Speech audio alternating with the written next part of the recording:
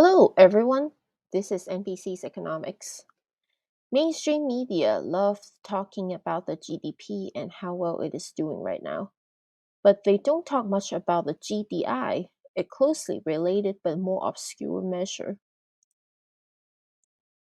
What is the GDI? Gross domestic income is a measure of a nation's economic activity that is based on all of the money earned for all of the goods and services produced in the nation during a specific period. Whereas GDP is a measure of a nation's economic activity based on the total monetary or market value of all the finished goods and services produced in the nation during a specific period. In essence, GDI counts what all participants in the economy earn or take in, like wages, profits, and taxes. Meanwhile, GDP counts the value of what the economy produces, like goods and services. GDI and GDP are like looking at a coin from the two different sides, and theoretically, the two should be the same, despite coming from a wide variety of different data sources, looking at different components. That is, providing that income equals expenditure. This is one of the core concepts of macroeconomics. But recently, we can see that the two are diverging. The Bureau of Economic Analysis calls this difference the statistical discrepancy, which is the net sum of all of the measurement errors in estimating their respective components. As GDP and GDI numbers get revised, such statistical discrepancy should disappear. The St. Louis Federal Economic Data, FRED, and the NPR both mentioned the divergence as early as the late 2022. But 1 year later, the divergence has been growing. GDI has been falling increasingly behind the GDP. For the third quarter of 2023, this discrepancy, GDP divided by GNI minus 1, is 2.5%, which is the third largest level ever seen since 1947.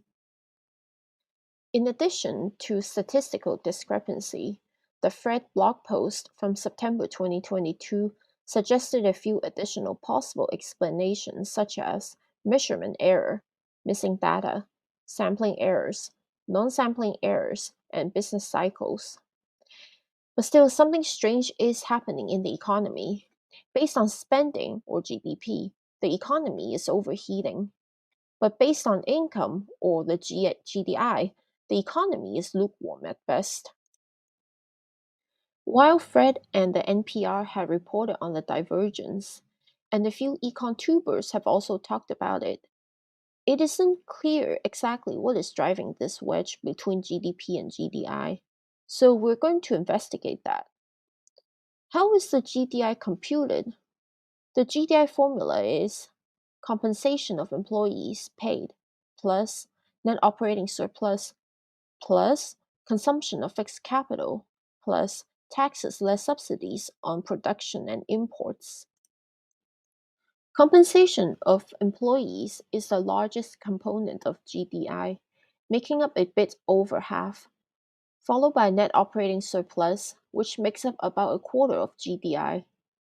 Consumption of fixed capital makes up about one-sixth of GDI. And finally, taxes less subsidies on production and imports make up the remaining 6 to 7%. Looking at GDI and GDP, the recent divergence began at the fourth quarter of 2021. In the previous quarter, Q3 2021, both clocked in at 23 trillion and $830 billion, with less than $4 billion or 0.16% of difference. By Q3 2023, however, GDI is $665 billion lower than GDP. The following is a hypothetical exercise that attempts to find out which GDI component has been falling behind, thus causing this divergence. We will use Q3 2021 as a base period. In Q3 2021, compensation of employees paid is 53.3% relative to GDP, and that share had fallen to 52.0% in Q3 2023. Net operating surplus has also shrunk relative to GDP, falling from 25.5% in Q3 2021 to just 22.6% in Q3 2023. Consumption of fixed capital has stayed relatively stable, while taxes less subsidies on production and imports increased from 4.8% to 6.3%. The remaining difference in Q3 2023 is the statistical discrepancy we talked about earlier. By pegging to Q3 2021, we can see that compensation of employees paid and net operating surplus account for the entire gap between GDP and GDI. If GDI had kept up with GDP, compensation of employees paid would be $355 billion more, while net operating surplus would be a whopping $797 billion more. Curiously, consumption of fixed capital and taxes less subsidies on production and imports would have been lower than the actual numbers based on this hypothetical exercise. The Bureau of Economic Analysis compares the ratio of wages and salaries to GDI with corporate profits as a share of GDI. The point of this comparison is to see where the constituents, mainly workers and company owners, stand relative to each other with respect to their share of GDI. A rule of thumb states that workers' share of GDI should be higher when unemployment is low. In addition, higher employee compensation share, in theory, should correlate with an upward trend in inflation.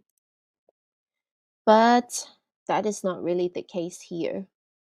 For the past 2 years, the share of compensation of employees paid relative to GDI has remained at 53% more or less. It did dip to a hair under 52% in Q2 2022, and that was during the peak of a Great Resignation. Also worth noting is that inflation peaked at around 9% in Q2 2022, which also contradicts the narrative that employee compensation share correlates with an upward trend in inflation. Net operating surplus, the proxy of corporate profits, has been falling as a share of GDI from 25.5% in Q3 2021 to 23.2% in Q3 2023. Now, before you come at me with your pitchforks on corporate greed, please note that net operating surplus comprises all businesses, including the many small businesses that are getting squeezed right now. To summarize, GDP and GDI are diverging, and the gap is getting bigger. Employee compensation and net operating surplus are the drivers that contribute to the GDI underperforming relative to GDP. Finally, contrary to the prevailing narrative, employee compensation as a share of GDI not only has not risen when unemployment is low, its share was actually the lowest when inflation was at its highest point since 1980. So, what do you think? Let me know your thoughts in the comments, and I'll see you next week. Bye!